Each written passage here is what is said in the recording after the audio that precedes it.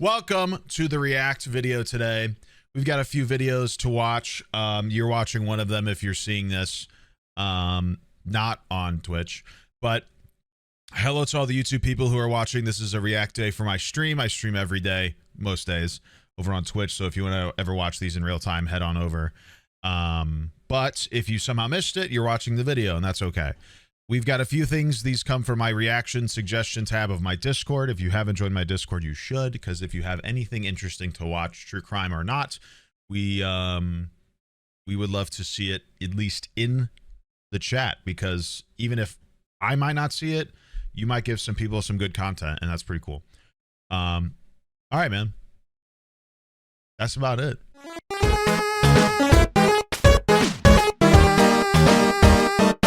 We're going to watch a video called What a Certified Genius Looks Like by Stay Awake, Crime and Psychology. I think this title is going to be sarcastic. Maybe. Who knows?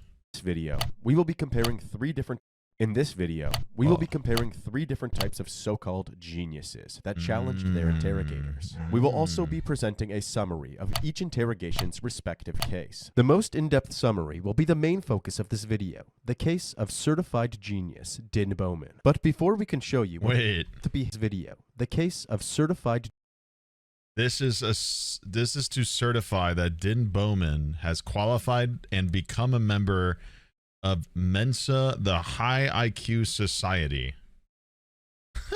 He's got an IQ of 186. Genius, okay. Denlo Bowman. But before we can show you what the behavior of a certified genius looks like, we need to introduce to you the two other criminals whose level of genius is much easier to question. Okay.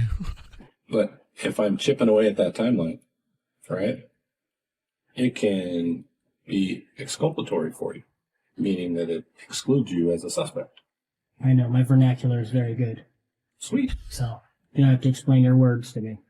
This is David Wright, My the first vernacular type is of very genius, the know-it-all. At 3:40 a.m. on I knew it February was gonna be 17, sarcastic. 2019, David Wright and his friend Chris Phelps headed on their way to a Jack-in-the-Box parking lot to sell drugs. Both parties involved in this drug They're wearing deal orange secretly jumpsuits, planned so. to rob each other. When the two parties met, David took the offensive and pushed for the other group to hand over their belongings. This did not go as David planned, and the other party pepper-sprayed Chris and then took off running. David acted quickly, and he immediately fired a gunshot at Raul Quadro. Raul was hit directly in the chest, and he passed away while lying on the pavement in the parking lot. David and Chris then hopped into a vehicle driven by their getaway drivers, Cody Anderson Where are we and going? Raymond Tanhill. They were then Where are we taken to a going? nearby farmhouse I'm where they worried. disposed of the weapon and changed their clothes. Holy All of shit. the parties were quickly identified due to multiple cameras surrounding the scene of the crime, and 2 days later, can't believe David was it. brought in for questioning. So I would like to hear from you what happens. Well, I have no clue because I'm just now hearing about this. So, I mean, the whole, I don't know what you're talking about, is kind of out the door at this point. I got several people who have already identified you. You're identified on video. So it's not a question of that you were there. It's more a question of what led up to this. Because I don't think this is what was actually supposed to happen, right? So you're just going to play that you have no idea what happened because you weren't there. I was not, no. I've been out of jail for all of a week and a half. I've spent almost every minute of it with my girlfriend. As for, did I plan to kill anybody? Did I kill anybody? No, I didn't. So when I look at the GPS on your phone, it's not going to tell me that, it's going to tell me that you were with your girlfriend the whole time, that you never were over at Jack in the Box. It should. And the only reason you might tell me that is because maybe you didn't take your phone. Or maybe somebody else had my phone. Oh, Been yeah. known to happen quite often, actually. My phone has been, Genius. I left it in one person's car, and it took me a day and a half to get it back. When was that? That was earlier in the week. And then I let somebody use my phone. They were supposed to just go to 7-Eleven to go meet somebody. They were selling something to an offer up. Mm-hmm. And they had apparently 7 or 8 things that they had to do between then and when they got back to the house. So what day was that? I don't remember. And who was that? That was the guy that goes by Memphis. It's a nickname. I think his first name's Joe. Black guy. The problem with David's overly confident attitude is that he seems to have gone into this with no foresight or strategy. He constantly realizes that what he is saying could come back later to bite him. He changes his story in the moment and then tries to play it off cool. But these story changes add up, and it only makes it more clear that David has no solid alibi. You know that we have all your co-suspects under arrest. All I want from you is a reason. I understand what happened. I just need to know why. The only person I know you have under arrest is Chris. Okay. We have Cody under arrest, and we have Tannehill, what's his name, Ray? Ray. He's in custody as well. Chris is under arrest because we viewed messages on the phones that organized picking you up. Those same messages from you to Cody. We have them on their phone. I don't know. I think he's going to outsmart him, Facebook guys. Communications between Chris and Brianna. He knows what exculpatory means, so. Jamming her up. It's not a threat, man. I'm just telling you how it plays out. Like, I'm going to go talk to her, and she's going to be dumb enough to lie for you. When I got video evidence that you weren't with her. I don't think you were a stone cold killer. I don't. Like, if you accidentally shot the dude because you flinched or you got scared because of something he did, now is the time. If you come up with that stuff later, nobody is going to believe a word you say. The detective is going above and beyond to guide David into making the right decision, not only for himself, but the people that he is close to. He informed David that if he doesn't cooperate truthfully, those who are loyal to him will suffer the consequences. He even extended an olive branch to David, providing him with a valid excuse for the shooting, practically advising him to say kind of that generous it was an of this accident. cop. David has two options. Take the detective's advice and say that it was an accident, or double down. What choice do you think David made?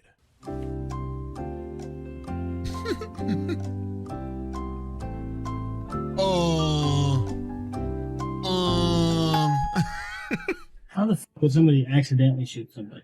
David is clearly driven by one thing, his Genius. ego. He would rather dig himself a deeper hole than admit that somebody else is smarter than him. For the rest of this interrogation, he does just that. That's that I met up with somebody doesn't mean that I went with them to go do something. People buy guns for all sorts of reasons. Well, if I say no, Yeah, but in this then they can arrest So me. you clearly have a genuine distrust of the police. Is that fair to say? I distrust almost everybody. God, I ain't shoot nobody. he's so He cool. should put himself around better people. Okay. So cool. Wow. You know he's going to read this, right? I mean, he's going to have disclosure. It's fine. It's on tape, man. There ain't no secret. Like, Dude, I've got to walk my dog. Of course I leave the house. Periodic. okay. Well, that's not home. Did you lie to me? No. I don't even get a smile out of that one? I didn't get you on that one? I feel like I got you on that. Then doesn't seem like a big deal to me where I go. Okay, unless you're being charged with murder, and it kind of is a big deal, right? Yeah, but if I don't pay attention to and keep track of these things, how the fuck am I going to tell you where I was without lying to you then? Because I don't know exactly when I was there. Well, you could at least try. Yeah, I would try. If it can rule you out as a suspect in a homicide, I would try. The fact that you're talking to me like I'm a child. You're not. and that I'm not fucking talking to you liar like a just child. fucking said it. How did I talk to you like a child? Tell me when. I If think you I've have to been. explain a word that you're using to me. Most people don't know what that word means. I Most people are apologize. fucking idiots. Okay, you can pretend you're getting upset about it, but you're really not.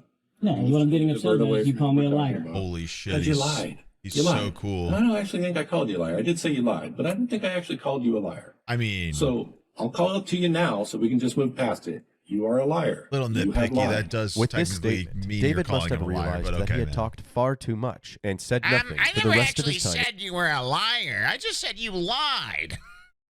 Like a liar. So, I mean, technically speaking. Yeah, checkmate, you genius fuck. Get owned. In custody. He was later taken to court and pled not guilty, which only resulted in David receiving the maximum sentence, 40 years without the possibility of parole. The obvious takeaway from this example is Life that a sentence? genius would not speak to the authorities without an attorney present. The second type of so-called genius is a little bit different. His name is Mark Denklo. He also agreed to answer questions, but seems to have a bit more experience in dealing with the authorities. Already an absolute Unlike genius. David, Mark has a plan going into this to set strong boundaries. Mark? Yep. My name's Scott Curtis with the Clark County We Sheriff's live a king who knows his boundaries. What's your name? Kevin. Kevin? Also with Clark County.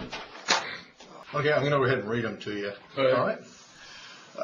Before you are asked any questions, you must understand. No interactions with You cops. have the right to remain silent. Cops DNI. Anything you say can be used against you in court. You have the right to talk to a lawyer before we ask you This any guy sounds like questions, John Goodman. and have him present with you while you're being questioned. If you cannot afford a lawyer, the court will appoint one before any questioning. Okay? I have read each of the above rights and understand them. Is that correct, sir? Yep. All right. If I can have you sign right there, please. What's going on, fellas? You're with a motorcycle club. You have some affiliation with one. Is that right? I don't have any answers for questions like that. Okay. Well, the reason I'm Crime asking time, is that, crime a time, few months crime back, time, crime Whoa. time, Jeff OMG. Sudan, you know him? He threw your name out in conjunction with kind of a repossession of a car, or collection of a car. Does that sound familiar to you? No.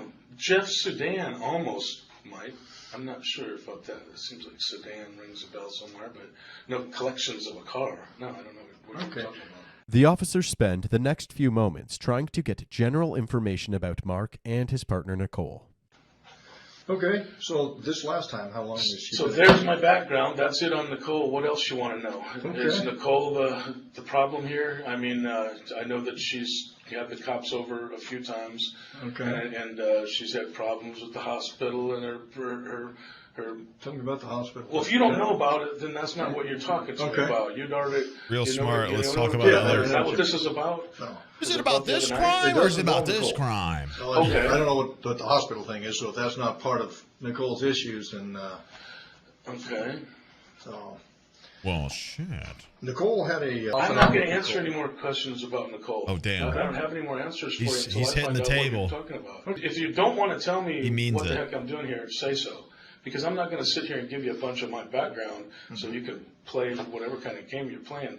To answer Mark's question, he was brought in due to the kidnapping, torture, and murder of a former member of his club, the Gypsy Jokers. Robert Huggins, or Bagger Bob, as Mark calls My him, bad. I thought that was his picture, was not the allegedly victim's. kicked out of the gang for stealing from the club and blaming it on heroin. As payback for being kicked out of the gang, Robert allegedly broke into Mark's home. He assaulted and tied up Mark's partner Nicole and proceeded to Is it? steal I'm- many of the firearms that Mark kept in the house. Was that the victim? Robert's I'm body so was found confused days now. later, battered with lacerations across the chest, a fractured skull, and his nipples cut off. The detectives are easing into the interrogation, trying to make Mark feel safe instead of outright accusing him of murdering Bagger Bob. They are doing this by using Jeff Sudan as a cover story for why he is being questioned, and leaving out details Seems a about little Bagger unnecessary. Bob's death in order to bring them up strategically. Wait, However, so, okay, hold on.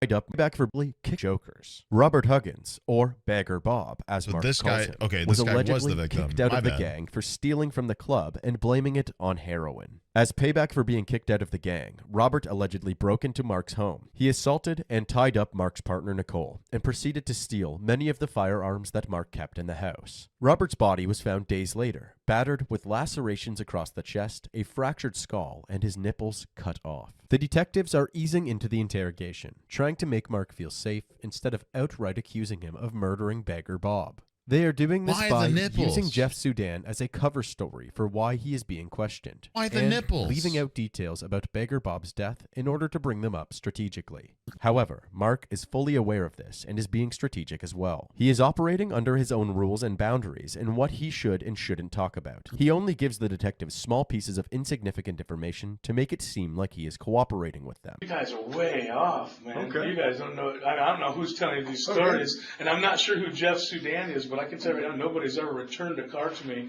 from anybody ever in my life. So if we got the story wrong, can you help us out with that? Well, I'm not going to straighten your story out. No, I'm not. Okay. Not until I find out why I'm sitting here. That look familiar to you, sir? Smart. Oh, yeah. Okay. Fortunately, what do a you know that guy smart by? answer. I'm not going to answer your questions. That's I'm a not picture gonna- of Jeff Sudan. Oh, okay. I did not know that was that guy's name. Okay. Oh, okay. All right. Now I'm Says starting the to guy put who's together. totally not Okay. lying. Okay, but Okay. I thought that those charges were Oh, that guy. Bagger Bob Oh. part of that? Adventure Press? Bagger Bob. Yeah. That ring a bell? Fuck, you're talking. Yeah, I know who that is. He's fucking the guy that got killed about a fucking year and a half ago. Okay. Yeah. Was yeah. he one of the ones who set this up with Nicole? Man, you know, you're gonna have to if you're trying to like tie that into this or something like that. You're gonna have to talk to Nicole about that. Okay. I don't really understand why this stuff that you're talking about with this dude and the car and stuff, why would that get handcuffs put on me?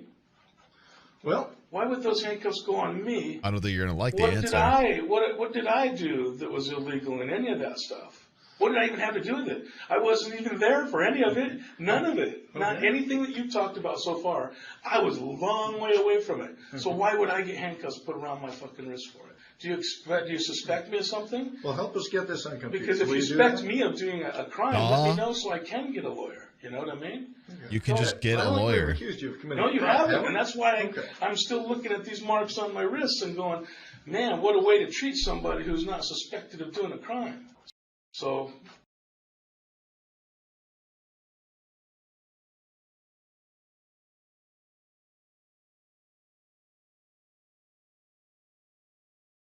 now what?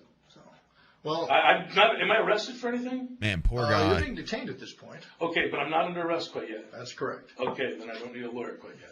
As previously alluded to, Mark is operating under his own set No, of you terms. should still One probably of get a Mark's lawyer. terms is that he would need a lawyer I'm if he is hopefully being starting arrested a or being criminology accused of a degree crime. next year So at the uni detective after being out of education for 5 years. I've always been into this stuff, but watching your vids has given me the push to go for it, so thank you. Wow. What the heck? That's great to hear, dude. Congrats. So this guy wants a lawyer if he's being arrested, but he's only being detained, so he doesn't need a lawyer quite yet. Even though one of the most common tactics of police is to bring someone in for questioning only to detain and then arrest them. With that in mind. So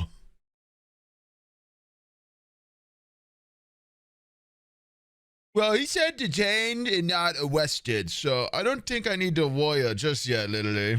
Detectives are careful with their words, only saying that he is currently detained. Mark does not realize that by definition, being detained means that they've already accused him of a crime. Put simply, criminal code states that in order to Yes. detain somebody without warrant, They need police must have reasonable reason to suspicion. believe that this person has committed or will commit an indictable offense. By his own rules, Mark should have already asked for a lawyer. It's not until the end of the interrogation, when the charges are brought up, Yes, that Mark sir. finally asks for an attorney. You're not free to leave. You can't leave. Okay. And he can't even deny it because he already signed the paper waiving with, or he already signed the paper about his Miranda rights. So Okay.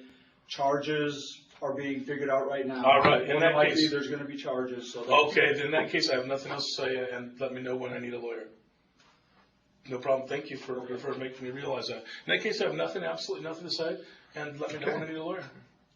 let me know when I need a lawyer. They're never going to tell you that, man. It's technical misunderstandings like this that will exemplify why a lawyer is crucial. Yep. Boundaries during an interrogation are fortified by legal literacy, so Yes. having a lawyer ASAP is the safest option. Mark eventually went to trial and was found guilty on Hear that all shit? charges. He was sentenced to life in prison. That brings us to the main subject of our video. The story begins in Seattle, Washington, on the evening of August 31st, 2012. I was a Kevin genius at Watts work and right his there. friend Angelo Rama were driving around a quiet suburban neighborhood What is when this? they heard 5 pops behind them.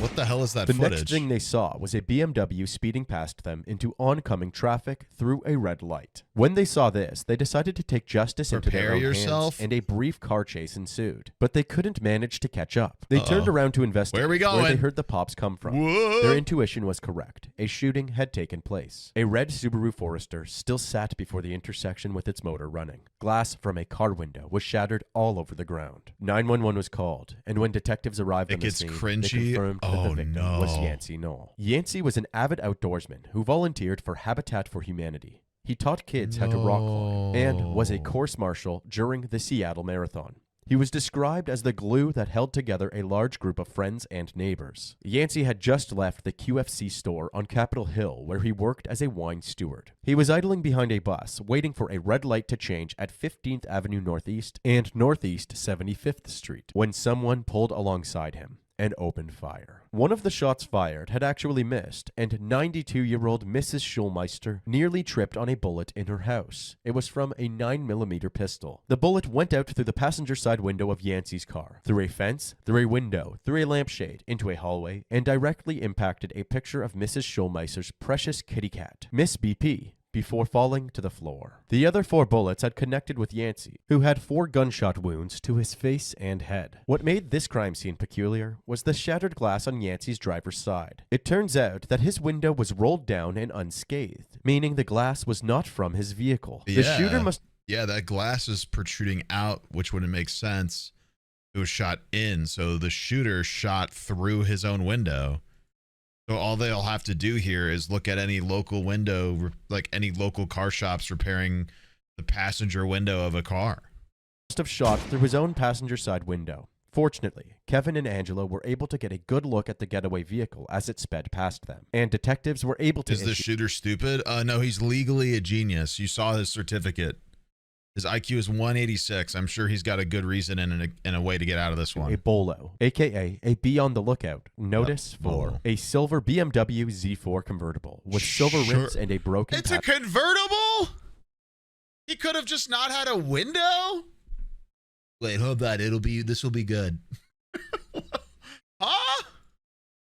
Passenger side window. Additionally, since the passenger side window was shattered, Kevin Watts got a quick glimpse of the man behind the steering wheel and was able to give a detailed description of him. The police released this sketch to the public, as well as still photos of the vehicle from a nearby security camera. Over the next 2 weeks, they received hundreds of tips and pulled over many BMW Z4s all over the city. However, one anonymous tip in particular caught their eye. An address was provided for a man named Din Bowman. However, besides the description, he seemed like the least likely of potential suspects to commit such a horrific crime. At age 13, Din was featured in a 1996 Seattle Times story when he was nationally ranked in fencing and already taking computer science courses at the Seattle Pacific University. By age 17, he had started his own successful robotics company, VAG Industries. He has been described by his peers as a brilliant engineer and has the certified IQ of a genius. Police set up a stakeout surrounding the Bowman residence, which was merely 10 blocks away from where Yancey Knoll was gunned down. Crazy how you can be a certified genius and still a fucking idiot.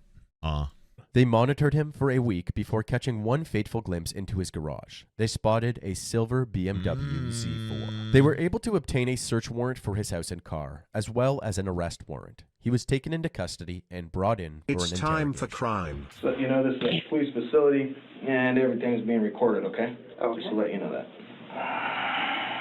Din is left waiting for nearly 2 hours. God. This is a classic technique investigators will use to wear down the suspect before an interrogation He looks like begins. he would have been a YouTuber Even the most in the confident 2000s. suspects can begin to second-guess their story when left alone in the room for prolonged periods of time. However, Din seems as calm and as comfortable as ever, enjoying his coffee and snacks, all while smirking to himself. The nonchalant He was even murderer. bold enough to express how annoyed he was with detectives wasting his time. Just shave and a haircut. So, kind of getting a little annoyed at how long this is taking. Do I need to, like, sorry, this... sort of impatient here. Detectives finally enter the interrogation room, but he immediately requests a lawyer. Do you want to talk to a lawyer or you want to talk to us first? No, I guess I'd like to talk to a lawyer. Din is the first of the 3 subjects in this video to make the essential move of asking for an attorney, giving detectives as little information as possible. What Din wasn't prepared for was that the detectives already possessed enough evidence to press charges against him long before his attorney arrived. Hated that. You're going to be charged with a crime. Of what? Murder. Of what? Of who? Murder of a human being. Nice. Okay. Since Din provided officers with no information at all, he likely remained confident after hearing that he was being charged. Unbeknownst to Din, his wife Jennifer was already in another room and agreed to answer some questions. Din met Jennifer at an education seminar in 2007. She was a successful dentist, and within a year, they were married and living together in their suburban Seattle home. Their friends described them as a compatible match because they were both intelligent and understood each other. They seemed to have the same understanding in the interrogation room as well. While she didn't request an attorney like Din did, she responded overwhelmingly with, "I'm not sure." Have you heard of any murders like within a few blocks of your house in the last few weeks? I'm not sure. Like within. She responded overwhelmingly with, "I'm not sure." Have you heard of any murders? Have like you within heard a few of blocks any your house murders near your in the house last few lately? weeks? I'm not sure. You're not sure? What's It's the a word? yes or no question. I'm not sure. I'm not sure. I mean, that's kind of a stupid fucking question. I can't. When the So like, what's up? You heard any murders lately? What's going on? You what's the word? Any murders? Any new murders lately?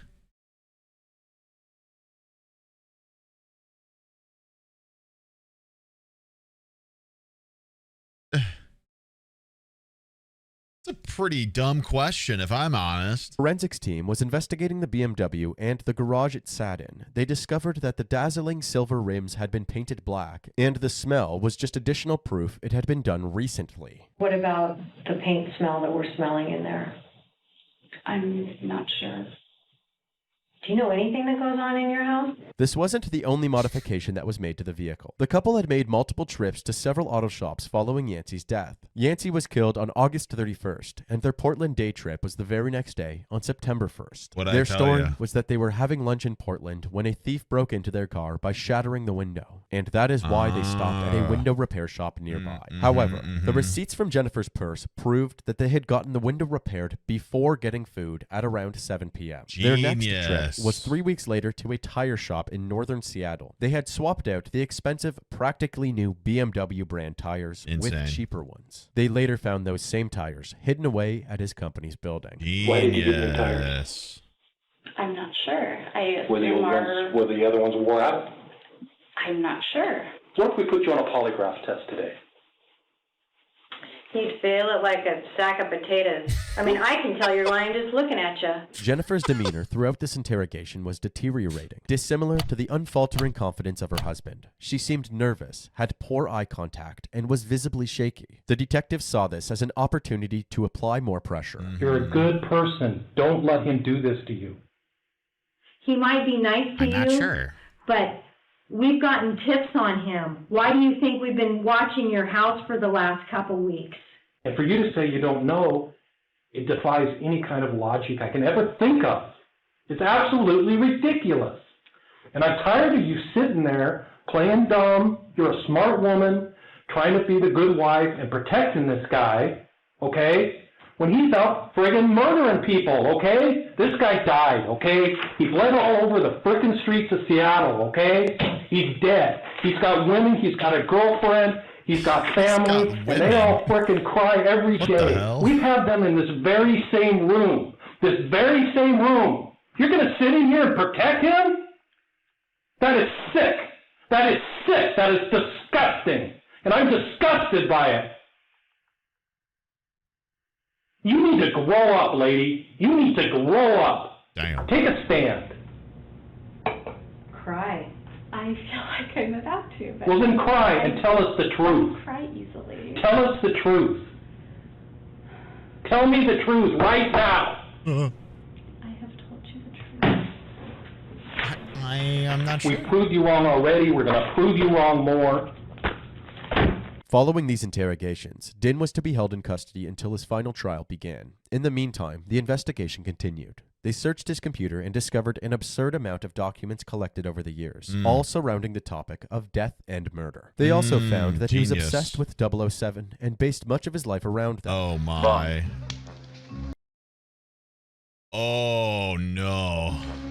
James Bond. There were videos showcasing his stunt driving skills and footage of his marksman-level accuracy in a shooting competition. There was even a video lesson on shooting through automotive glass, where the instructor essentially gives a play-by-play of what happened to Yancey. I've come into a situation where I feel threatened by somebody off to my passenger side. I recognize, I come down, I grip, I cross parallel, extend. The investigators believed that Din's actions were inspired by this video. And after murdering Yancey, Din referred to his plethora of manuals on how to get away with murder. Inside these documents are instructions on how to secretly dispose of a gun, get rid of gunshot residue, and many other steps to cover up a crime. As someone who obsessed over murder, fast cars, and sharpshooting, An opportunity presented itself on the road, and he couldn't resist the urge. What is perhaps even more twisted are the hundreds of recorded phone calls while he was in jail. He and Jennifer used pet names Bunny and Snuggles and spoke to each other in baby talk. No. Bunny, how are you? I'm doing good. How's my little snuggle cake?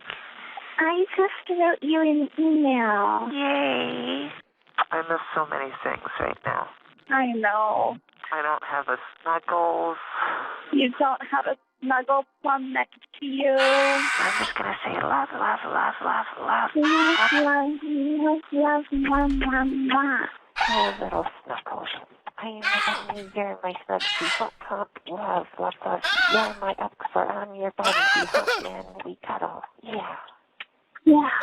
I love you, little sweetheart bunny bun. His trial took place 2 years after Yancey's death. He was facing the charge of first-degree murder. The main highlight from this trial was Din Bowman's testimony. He and his defense team had a new narrative to tell the jury. One of self-defense and panic resulting in a tragic accident. Din claims to have cut Yancey off on Interstate 5, and after exiting the highway, he ran into him at the red light. He claims to have been met with a slew of swear words from the man in the red Forester. Apparently, he was then struck in the head by a wine bottle. This made Din feel as if his life was threatened, and he essentially blacked out.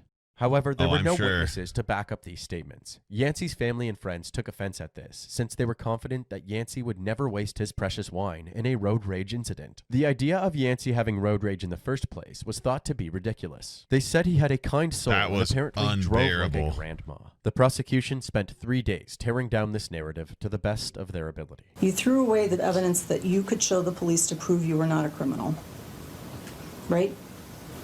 I didn't think they would even believe me. So you don't think that most husbands would go home to their wives and say, oh my God, I almost got killed. You lied to your parents, you lied to your wife, right? Is that a question? Mr. Bowman, you have no trouble answering yes or no to Mr. Brown. Is there something wrong with the way I ask questions of you?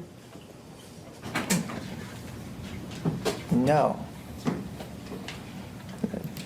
It's a strange question.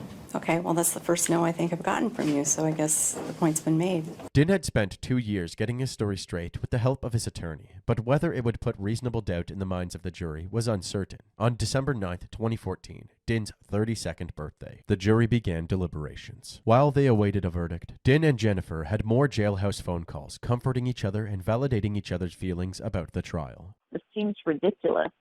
It is pretty ridiculous. They can't prove premeditation. Wait, people actually thought their case was right? Was actually legitimate? I mean, you could take anything that the prosecutor said. I know. The statement was fabricated. Here comes a fact. Yep, that's fabricated. Here comes a detail. Yep, that's inaccurate. I feel like I could be a prosecutor against myself and play a much better job of it. I know, sweetheart. Hey, that's so low, cupcake. It made me think of cupcakes. Yep, little pumpkin pie, sugar muffin cake, sugar muffin cake, pumpkin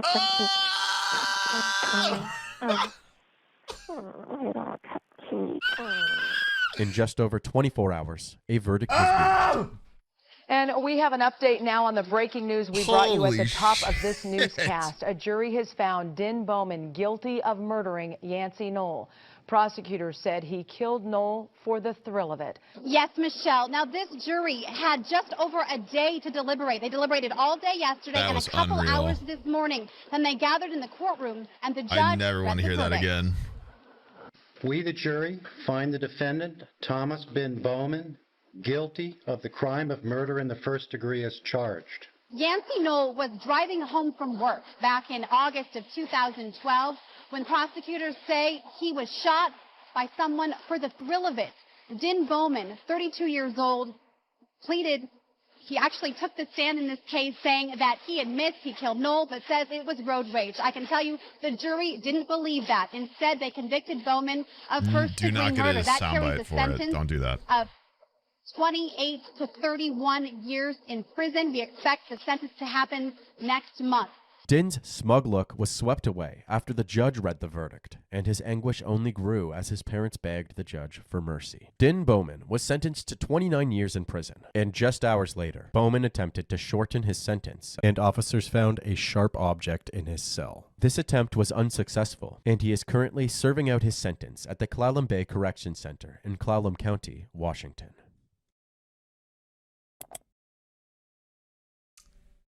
Wow. Holy fuck, that was unbearably cringe.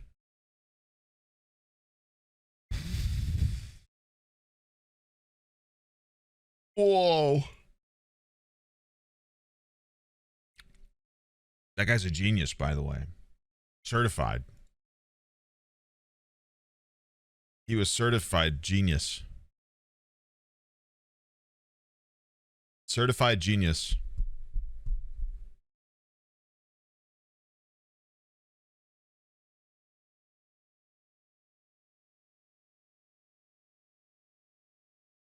Well, that was awful.